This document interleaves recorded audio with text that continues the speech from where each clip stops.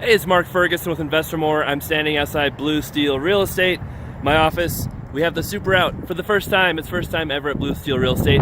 And we're talking about the appraisal we got on this building, which is a 68,000 square foot strip mall. This is only a small part of it. And it came in at 3.5. We were able to get it raised to almost 4 million because the appraiser made some massive mistakes. I'm gonna show you those mistakes and give you some tips on how to fix a bad appraisal, and show you a little bit about how an appraisal works on commercial properties as well. All right, so there is the grocery store, which is the main part of the building, a restaurant, dance studio. Our office is in the back. We have this parking lot, and there's a land lease for a coffee shop right there. So we bought this property for 2.1 million about a year and a half ago. Added the dance studio. That was vacant. Put my office in the building. That was vacant before. We've had other rents go up. And so we've added a lot of value to the property. So because of that, we decided to do a refinance and pull cash out. So we're able to pull out 75% of the appraised value of the property. And with all the leases we added, I thought this property was worth at least 4 million. If not 4.5.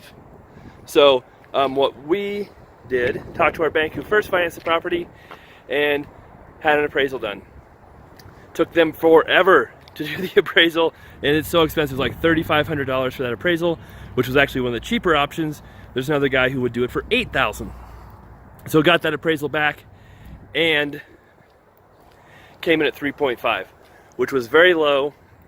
It took me a very long time to get the appraisal, to review it, 112 pages long, but I was able to find some massive mistakes after we figured out exactly how he valued the property based on the income we were making. So we will go over that and I'll show you those numbers. All right, so I'm looking at the appraisal right now, and 112 pages. So it's not easy to figure out what's going on here, but I took my time, went through it all, and try to get an idea of what was going on. So basically he used sales comps and income approach to value the property. So he took the most similar sales he could find, and then he also took what the property was making based on market cap rates. So that's the page I want right there. Number 90. He took all these together, and so the income capitalization approach is a mix of what it makes now and what he thinks it'll make in the future. And he said 2.4 million, and he gave a 65% weight to that. So 65% of the value is based on the income, 35% of the value is based on the sales comparison. Cost approach, he did not use anything. And he came up with 2.99 million rounded to 3 million using those two approaches. And then the coffee shop is on a land lease on a separate parcel, so he valued that separately and added that onto it to get 3.5 million. So the problem we had was trying to figure out where this income number came from, and we'll talk about that. The sales comp approach, insane what he did, to use a nice word. The most similar comp he used was a Sears store that sold earlier this year. It was vacant, and they just tore it down. And that Sears store was sold from the Sears Corporation to Eddie Lampert, who used to be the owner of Sears, and he bought 80 properties across the country. It was not a fair market sale. The property was vacant when it sold, and that was the best comp he used. So that was one problem and why his sales comp approach was so low.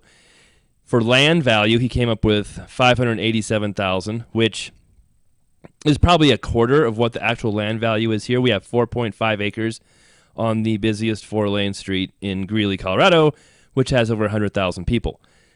His most similar land comp he used was a parcel on a cul-de-sac on a dead end in a completely different area with absolutely zero traffic. That's what he used, and why he did that, I don't know. So those were two issues we had, but the income approach is the big one and where he made his errors. What we're looking at now is his income approach numbers. So up here, he said the net annual operating income NOI before mortgage debt service, depreciation, income taxes, replacement reserves, leasing, and capital expenses is estimated to be stabilized for the first year at $167,140. The cap rate is 5.9, which is actually a great cap rate. I am very conservative and always figure on a 7 cap. 5.9 cap actually means the property's worth more. And I have an article on cap rates, a calculator on my website on investformore.com. Just search cap rate and invest for more, and you'll find much more information on that. But we could not figure out where this number came from. It seemed to be arbitrary because it does not add up to what our actual rents are. Because if we add up our rents, just going to round these off to make it simple, $269,000 is our annual rent for our tenants. And this excludes the coffee shop, their land lease. This is only valuing the main building. So how do we lose $100,000 in income? Because that makes a massive difference on what the property is actually worth. So if we use that 5.9 cap rate, $167,000 makes the property worth $2.8 million. Now, if we have $269,000, we'll add, 1, 2, 3, you divide by the cap rate, $4.5 million. So that's a difference of $1.7 million, depending on, between those two numbers. So what did he do? It took us over a month to figure out how he came up with that number. What we're looking at now is our profit and loss for September. Now, we did not know this until a month after the appraisal was done and fighting back and forth with the lender and appraisal, trying to figure out where that $167,000 number came from. Finally, he told us he used 1 month, September of 2019, profit and loss to come up with that. And then he subtracted a bunch of other stuff from it. So this is our, we gave him 18 months of profit and loss numbers. And this is the one he used, which happened to be the lowest one because we just rented to the dance studio and they did not pay rent that month because that was part of their deal, was to get a couple months free. And then we had some other expenses. One big one in here, interest expense on our loan. Yep, he counted the interest expense on the loan as an operating expense for the building, even though, as we saw before in that other sheet, he said his number was before any debt service. However, he did not do that. He used a number that included $5,500 of interest expense. Okay, so now we're back to this page again, real quick. We know where this number came from now. It's $177,000 minus 3% for vacancies, 3% for leasing, even though the property is 100% occupied. So this number has nothing to do with the actual rents we receive. It is 1 month, our worst month, and it included interest expense, which should not be included. So this gave me grounds to get this appraisal fixed because that is a blatant error. The interest on a loan should never be included when you're valuing a property. If we have a $100,000 loan, obviously that's barely going to affect the value because the interest expense will be $5,000 a year or something like that. Whereas this was a $1.5 million loan and the interest expense is $5,700 a month.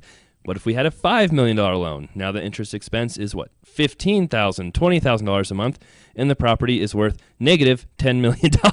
So the loan has no effect whatsoever on the value. So by going through this appraisal, looking at each page, figuring out exactly how he got his numbers, we found a blatant error, which is usually what has to happen to get these raised, even though on the sales comps, he used horrible properties. I mean, not even close to similar properties.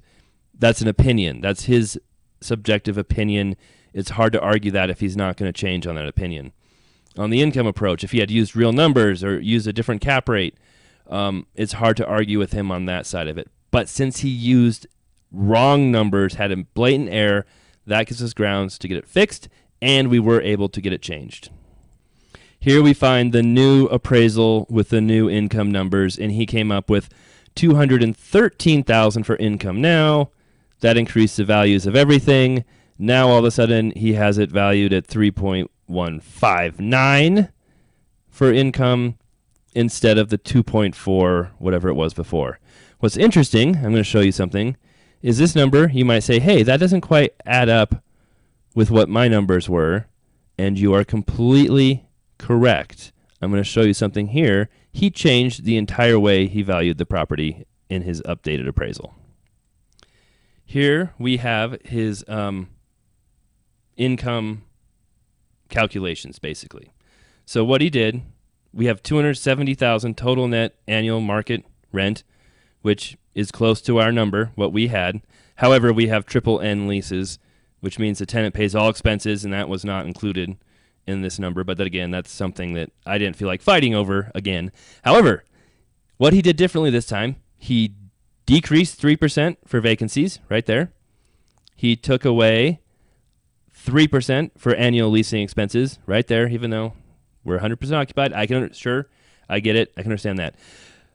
He also took off 15% for stabilized annual replacement reserves. $40,000 a year he took off for us fixing the property, even though we have triple net leases that cover almost everything. And this number was not on the previous appraisal. He brought this in after this number increased by 100,000. He decided, oh, we don't want to value it too high. We'll just add this arbitrary 15% in there, which was not there before at all. So we're going to be spending a lot of money on this property in the next few years, it looks like, even though the roof is good. We just painted the exterior.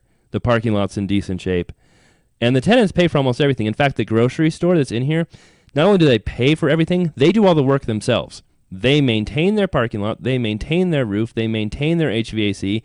They don't even tell us if something goes wrong. They fix it. We have zero cost, zero responsibility for 90% of this building because the grocery store takes care of it all. So we did not fight this anymore because we're happy with the new value, but it just shows how arbitrary an appraisal value can be based on what that appraiser wants to do with his numbers. All right, so now finally we're at the new value page where you can see this number increased greatly. It's still 65%. He did not change the sales comps. And the cost approach, I didn't talk about the cost approach. This property is 68,000 square feet, and he said it would take $3.6 million to replace it. That's basically like a really, $50 a square foot, something insane. $53 a square foot to build a brand new building. I can't build anything for less than $100 that's a shell of a steel building. And it's crazy that he came up with that number. In fact, our insurance, we tried to get this down a lot on our insurance costs because we bought it for 2.1. The insurance companies could not come up with a replacement cost less than $8 million. They said they tried.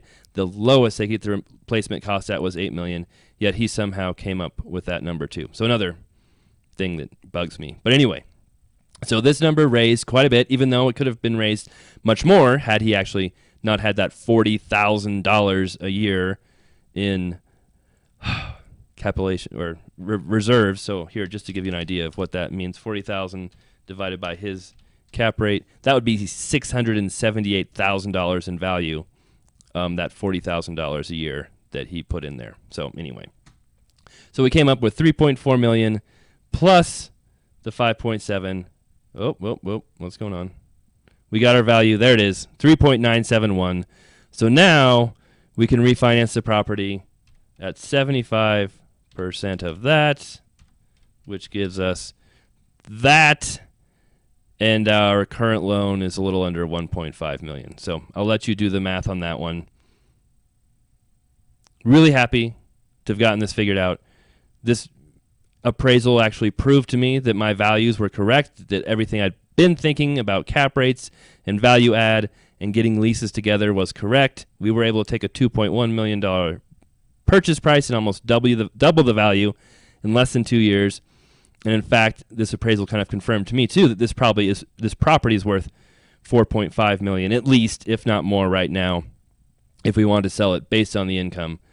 And we just increased the grocery store rents significantly in the future, which will add even more value. So that's our story. We're sticking to it. We were able to get the appraisal raised. It was not easy. It took a very long time. Took a lot of searching and digging into the numbers to figure out how the value was actually figured out in the first place and why it was wrong. And once we did that and we could show an error, we were able to get it changed. So thank you guys for watching. Hope you guys enjoyed this. I know it's a lot of numbers and different things, but to me, it's actually kind of fun going through numbers like this and digging for these errors and figuring out and justifying, hey, I was right. So if you guys liked it, please give us a thumbs up. If you have any questions at all, please let me know. Shoot them my way. I have another video on appraisals for residential properties as well that I will link to and how to challenge those. And then, of course, check out our other videos on our house flips. We've got 14 going right now. Our rental properties, I've purchased 25, buying another one here this month. Have videos on that, so be sure to subscribe to see all that good stuff as well. And of course, investformore.com has a lot more information on all my flips, rentals, and hundreds of articles on real estate investing as well. Thanks a lot, and we'll be back with more videos next week.